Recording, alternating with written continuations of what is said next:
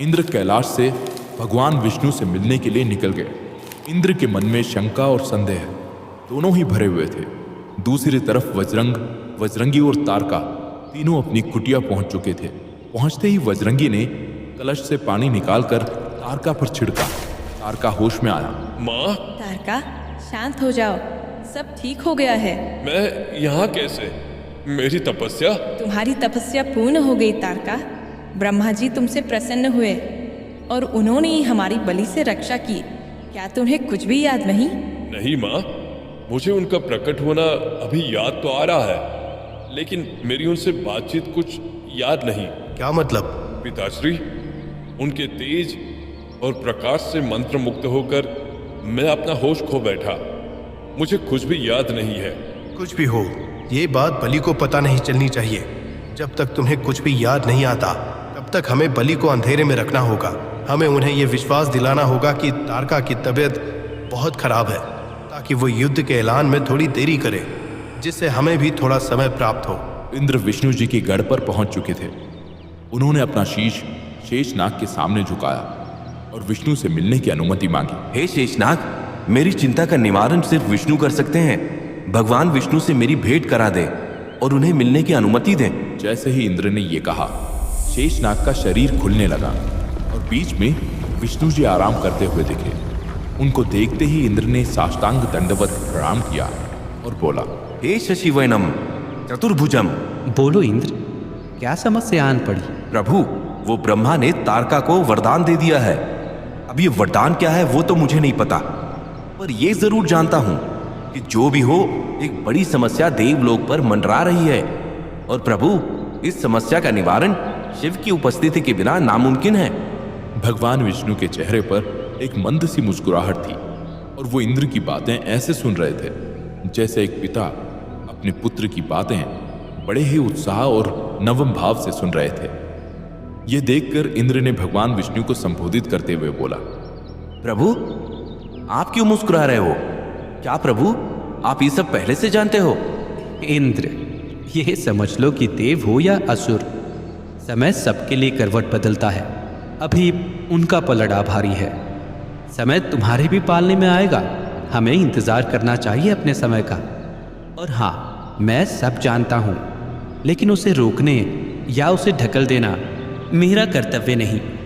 जब तुम्हें मेरी सहायता की जरूरत होगी, जब देव को मेरी सहायता की जरूरत होगी, तब मैं तुम्हारे पुकारे बिना ही वहां पहुंच जाऊंगा। प्रभु, मैं चाहूंगा कि ऐसी विकट परिस्थिति आए ही ना। तुम यहाँ क्या सवाल अपने मन में लिए घूम रहे हो इंद्र? प्रभु, मैं बस चाहता हूं कि आने वाले मुसीबत के लिए हम पूरी तरह तैयार हो। मुझसे क्या चाहते हो इंद्र?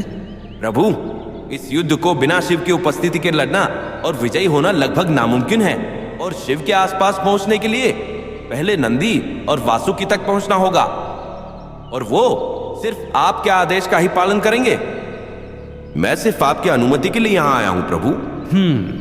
अनुमति है इंद्र, पर इंद्र ये याद रखना, शिव का अभी जाग जाना खतरे से खाली नहीं है, और वो तुम्हारे भी विनाश का कारण बन सकती है। जानता हूं प्रभु, लेकिन अगर मैंने ये जोखिम नहीं उठाया तो फिर मैं अपने आप को कभी माफ नहीं कर पाऊंगा। हाँ, मैं जानता हूं ये मेरी अंत का सबब भी बन सकता है, लेकिन देवलोक और ब्रह्मांड के लिए अगर जिंदगी की आहुति भी देना पड़े तो वह करना मेरा फर्ज बनता है प्रभु। ऐसा अगर है तो मैं चाहूंगा कि तुम अपने इस लक्ष्य को पाने में सफलता हासिल करो, विजयी भव। मैं अब आपसे अनुमति चाहूंगा। ये बोलकर इंद्र फिर से कैलाश की ओर निकले। वहां असुरलोक में उत्साह और उमंग का माहौल था। सब ऐसे जश्न मना रहे थे मानो कोई त्योहार हो। बलि इन सब उत्साह के बीच शांत प्रतीत हुआ। सेनापति उसके पास गए और उनसे बोले, प्रभु, आप चिंतित प्रतीत हो रहे हैं, ऐसा क्यों? सेनापति, पहले तो मैं तुमसे माफी चाहूंगा। मैंने तुम्हारी बातों पर यकीन नहीं किया, तुम्हारी वफादारी और बहादुरी पर शक किया। मुझे माफ कर दो सेनापति। प्रभु, आप कृपया माफी ना मांगे। प्रभु, आपको जो सही लगा आपने किया। आप मेरे प्रभु हैं और आपके आदेश का पालन करना मेरा कर्तव्य है। क्या सिर्फ वो आपकी परेशानी का कारण है? नहीं सेनापति, ये हर्ष और उल्लास जो यहाँ फैला हुआ है वो मुझे और परेशान कर रहा है। हम अभी तक ये जानते नहीं हैं कि तारका को क्या वरदान मिला है और हम अभी से खुशियां मना रहे हैं। ये मेरी परेशानी का कारण है सेनापति। मैं समझ सकता हूं प्रभु। आप मुझसे क्या मदद चाहेंगे प्रभु? तुम बस वज्रंग की कुटिया पर नजर रखना और हाँ, इस बात के बारे में किसी को मत बताना। तुम्हें खुद ही ये काम मेरे लिए करना होगा। अवश्य प्रभु। इंद्र कैलाश की राह पर निकले ही थे कि उनके सामने ब्रह्मा आ पहुंचे। इंद्र ने ब्रह्मा को देखकर उनके सामने नमन किया। ब्रह्मा उनको देखकर बोले, इंद्र। बोले प्रभु, आप यहाँ? इंद्र, एक बहुत बड़ी चिंता की बात हो गई है। वो क्या प्रभु? पहले मुझे बताओ कि शिव को जगाने में तुम सफल हुए या नहीं? मैं उसी के लिए भगवान विष्णु की अनुमति लेने आया था। क्यों, क्या हुआ प्रभु? आप चिंतित क्यों दिखाई दे रहे हो? सब ठीक? अनर्थ हो गया इंद्र। अब ब्रह्मांड को बचाना लगभग नामुमकिन है। ऐसा क्यों कह रहे हैं प्रभु? इस ब्रह्मांड को बचाने के लिए शिव का योग निद्रा से बाहर आना बेहद जरूरी है। प्रभु, आप स्पष्ट स्पष्ट बताएंगे आखिर क्या हुआ है? मुझे तारकासुर के सामने प्रकट होना पड़ा। अगर मैं प्रकट नहीं होता तो बलि वज्रंग और वज्रंगी दोनों को जान से मार देता। पर प्रभु, किसी के तपस्या को उचित परिणाम और वरदान देना तो देवों का धर्म है ना? ये तो आपने देव धर्म ही निभाया है, इसमें कोई दुष्कर्म नहीं। इंद्र, मुसीबत वो नहीं है, पर मुश्किल तारका ने जो मांगा है उसमें है। तारकासुर ने आपसे क्या मांगा ब्रह्मा? 2 वरदान मांगे। कौन से प्रभु? एक ये कि उससे बलवान कोई भी तीनों लोकों में ना हो, और दूसरा? दूसरा ये कि उसकी मौत शिव के पुत्र के हाथों लिखी जाए। पर प्रभु, ये कैसे संभव है? शिव को जगाना होगा, नहीं तो परिस्थिति बिगड़ जाएगी, अनर्थ हो जाएगा। असुर देवों पर बरसेंगे, काला अंधकार छा जाएगा।